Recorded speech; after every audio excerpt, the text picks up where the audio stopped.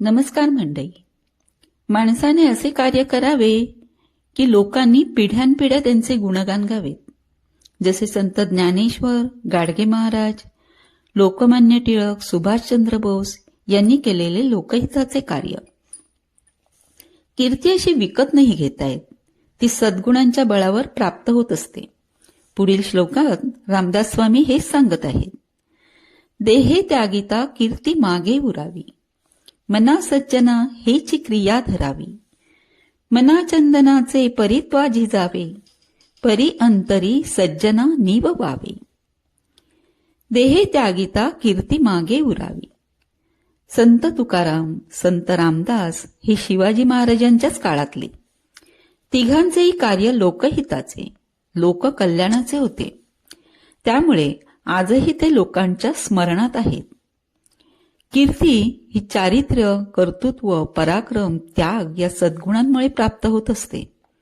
संत तुकारामांप्रमाणे मंबाजीही लोकांच्या स्मरणात आहे. शिवाजी आणि संभाजीराजांप्रमाणे औरंगजेबही लोकांच्या स्मरणात आहे. पण तुकारामांची आणि शिवाजी आणि संभाजीराजांची कीर्ती आहे आणि मंबाजी आणि औरंगजेबाची अपकीर्ती आहे.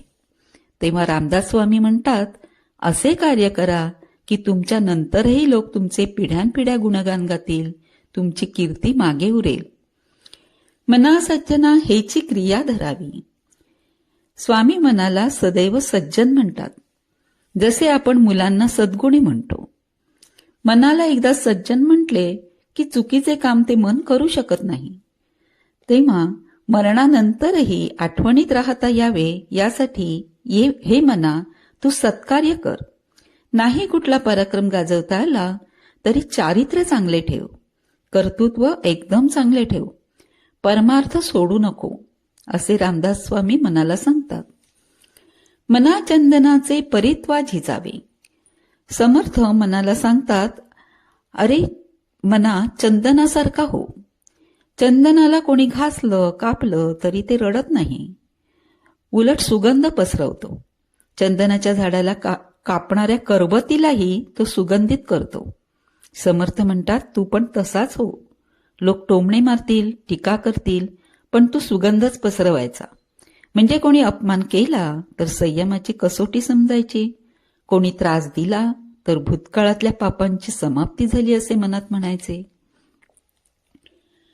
बडोद्याचे महाराज सयाजीराव गायकवाड हे भारतातील सर्वात प्रगत शासकांपैकी एक होते. 1875 ते 1939 हा त्यांचा कार्यकाल. सत्ता ब्रिटिशांची असूनही बडोद्यातच नव्हे तर संपूर्ण देशात मोफत आणि सक्तीचे प्राथमिक शिक्षण त्यांनी सुरू केले. ग्रंथालये स्थापन केली. गरीब गरजू विद्यार्थ्यांना शिष्यवृत्त्या देऊन उच्च शिक्षणाची सोय केली. डॉक्टर बाबासाहेब आंबेडकरांना शिष्यवृत्ती देऊन परदेशात शिक्षणासाठी पाठविले. नंतर त्यांची संस्थानात उच्च पदावर नेमणूकही केली. दादाभाई नौरोजी, लोकमान्य टिळक, महात्मा गांधी, महात्मा फुले, वीर सावरकर, नामदार गोखले, न्यायमूर्ती रानडे यांसारख्या अनेकांना करोडोंची मदत केली. अशी अनेक देशहिताची आणि समाजहिताची कामे त्यांनी केली. समर्थांच्या म्हणण्याप्रमाणे देशासाठी आणि समाजासाठी अगदी चंदनासारखे झिजले. परी अंतरी सज्जना नीव वावे.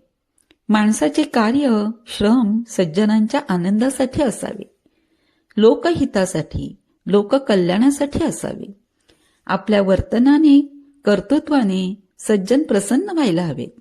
संत ज्ञानेश्वरांच्या गोड बोलण्याने लोकांच्या जीवाला गारवा मिळत असे, म्हणून लोक त्यांना माऊली म्हणत. निवृत्ती महाराज, सोपानदेव, मुक्ताई यांचे वर्तन, बोलणे, कार्य सज्जनांच्या हृदयाला भिडत असे. आपल्याला कष्ट झाले तरी चालतील, लोकहित महत्वाचे, असे स्वामी म्हणतात. भेटू पुढील भागात. बोला जय जय रामकृष्ण हरी.